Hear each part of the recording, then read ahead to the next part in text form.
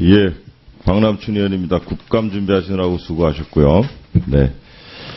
자, 청장님, 우리 대한민국 국민으로 태어나서 가장 이행해야 될 의무 중에서 가장 힘들어하고 솔직히 그런 의무가 있죠. 국방의 의무 아니겠어요. 그죠? 예, 그렇습니다. 예, 해야 하지만 제 기억으로도 제가 공군 학사장교 입대할 때 훈련 기간 5개월 정도를 떠나보내는 어머니가 가장 슬퍼하셨어요. 굉장히 눈물 흘리신 걸 제가 몇 번 안 봤지만 그럴 정도로 어렵다고 생각하는 거예요. 아직도 국민들 가슴속에는. 그리고 이게 모두가 이행해야 되는 거기 때문에 정말 이건 법에 앞서서 더 공정해야 합니다. 그렇게 생각하시죠? 예, 그렇습니다. 네. 그래서 우병우 수석 같은 경우가 다른 법적인 문제 이게 다 무죄라 해도 국민들의 가슴 속에서는 용서를 받을 수 없는 것이 경찰의 인사검증을 담당하는 그 가장 권력을 가진 사람의 아들이 경찰에 와서 근무를 하고 있다는 사실. 그리고 그것도 가장 선호하는 지역에 와서 근무한다는 사실. 이거 하나만으로도 저는 정당성을 참 부여받기가 힘들겠다는 생각을 하는 거예요. 자, 그런데 저희 국정감사를 앞두고 이제 조사를 해보니까 이런 문제가 있었어요. 보도를 한번 먼저 보십시오. 의무경찰은 도심에서 근무하고 또 외출이나 외박도 상대적으로 많아서 한 해 경쟁률이 20대 1이 넘습니다. 의경고시라고까지 불리는데 입대한 경찰 고위 간부의 아들 가운데 절반 이상이 의경에 복무 중인 걸로 드러났습니다. 한정원 기자입니다. 한 해 선발되는 의무경찰은 14,000여 명으로 전체 입대 인원의 6% 정도입니다. 지난 5년 새 의경 지원자가 10배 넘게 늘더니 지난해 11월 경쟁률은 26.7대 1을 기록했습니다.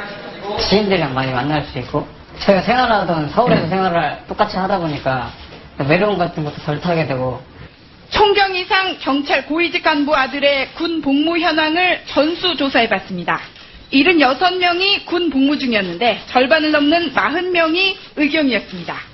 경찰청과 서울경찰청만 떼어보면 20명 중 12명, 전체 비율보다 더 높은 60%가 의경입니다. 같은 경찰청 산하 두 총경은 같은 날 아들을 의경으로 보내는가 하면 두 아들 모두 의경인 간부도 있습니다. 선발 과정은 적성, 신체 검사에 이어 면접 시험을 거쳤지만 특혜 소지를 없앤다며 지난해 12월부터 면접을 공개 추첨으로 바꿨습니다. 그래서 올해 입대자만 추려봤는데 총경 이상 간부의 아들 26명 중 14명이 의경이 됐습니다. 자, 선생님 보셨죠? 예. 일반 국민들은요, 의경에 가고 싶어도요, 몇 퍼센트 확률입니까? 6% 확률이에요. 그죠? 그런데 54%가 총경 이상 자제들은 근무를 하고 있어요. 저거 정말, 국민들이, 그럴 수 있겠다라고 이해하실까요? 의구심을 가지실 수 있다고 생각합니다. 충분하죠. 하지만은 기본적으로 저희가 추첨해서 하는 것은 맞고요. 자, 청장님, 그 말씀에 대해서 제가 이 보도가 나가고 저희 방에 들어온 제보들이 있어요. 전직 인사병이 보직 배치나 선발 과정에서 8자리 숫자를 컴퓨터 프로그램으로 돌려 배치를 했는데 민원이 들어온 누구의 아들은 임의로 지정 입력을 해서 어떤 숫자를 넣어도 합격이 나오도록 한다. 외부에는 당연히 공정하고 투명하게 프로그램을 돌린 것처럼 홍보하도록 철저히 교육받는다. 이렇게 제보가 들어왔어요. 또 한 경우도 있는데, 자, 저거는 생략하겠습니다. 시간 관계상.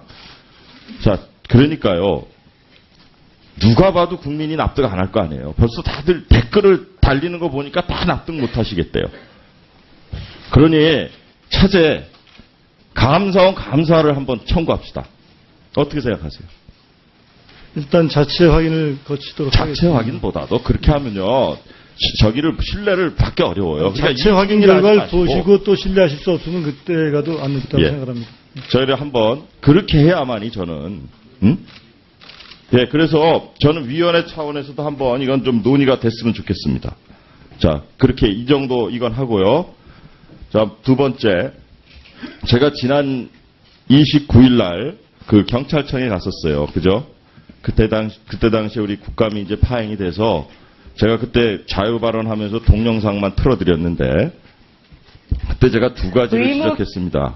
그 중에서 경고살수가 있었느냐 없었느냐 이것을 제가 쭉 말씀드리면서 경고살수가 없었다. 광주 11호차에서 찍은 사진엔 경고살수가 없었다. 이렇게 제가 지적을 하고 왔어요. 그랬더니 경찰청에서 그 뒤이어서 언론에 대응을 하면서 4초간 경고살수가 있었다. 이렇게 언론에 브리핑을 했어요. 누가 했습니까? 그건 확인해 보도록 하겠습니다. 그래서 4초간 그 경고살수했다는 자료를 내봐라. 충남 9호차, 광주 11호차에선 도저히 찾을 수가 없으니 내봐라. 이렇게 했는데 지금도 안 주고 있어요. 경비국장 있습니까? 자료? 제가 갖고 있는 자료 이외의 자료가 있습니까? 그것을 입증할 4초간 경고살수했다는? 없죠? 근데 왜 언론에도 그렇게 브리핑을 하세요? 경고살수 한번 어떤 경우인지 한번 보여드릴게요. 자, 살수차 운영지침 봅시다. 경고살수란 소량으로 분산살수하는 방법을 말한다. 저 경찰 살수차 운영지침 맞죠? 자, 분산살수란 물주기가 소낙비 형태로 시위대에게 떨어지도록 좌우로 반복하여 살수하는 방법을 말한다. 저게 운영지침에 저렇게 명시가 돼 있어요. 자, 근데 그날 자 보세요. 그 화면 한번 띄워봐 주세요. 충남 9호차에 찍힌 살수차에서 나오는 거 한번 보세요. 저거 경고살수로 볼 수 있겠어요? 잘 보십시오. 자, 저거 쪽 찔끔 나오고 끝났어요. 이게 현실이에요. 그러니까 자꾸 왜 거짓말을 하시냐는 거죠. 저는 제가 경찰을 몰아붙이려는 게 아니에요. 평화로운 집회 시위 문화를 어떻게 만들어 갈 것인가. 그러기 위해서는 저는 과격 시위하는 사람 그러나 경찰도 신뢰가 없도록 하기 위해서 이 고생을 하는 거예요, 지금.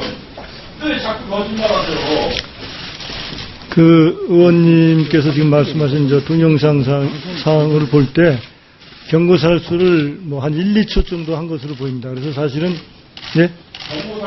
뭐 그 충남 예?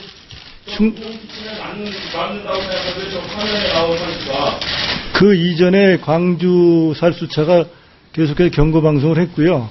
그래서 이 지침상의 문제는 없습니다만은 지금 충남청의 살수 자체의 그 경고 살수가 예를 들어서 없었다 손치더라도 우리 살수차 운영 지침상에는 사전에 그러한 과정이 다 이행이 됐기 때문에 문제는 없습니다. 다만 2차 이것만을 보고 경고 살수를 했냐 그러면 저희가 사실 공색할 정도로 짧게 했고요. 예? 그 전에 광주차가 살수를 했습니다. 그 18시경부터 계속해서 경고 방송을 하고 살수를 했습니다. 예. 경고 살수는 한번 이제 그 충남청 차가 오기 전에 있었던 게 경고 살수 한 걸로 저희는 보는 겁니다. 그 지금 의원님이 말씀하신 예. 그렇지는 않습니다. 그렇지는 않고 의원님이 말씀하신 그 직사살수 부분은 제가 인정을 합니다. 예. 그래. 그럼 또 예. 다음 우리 박성중 의원님.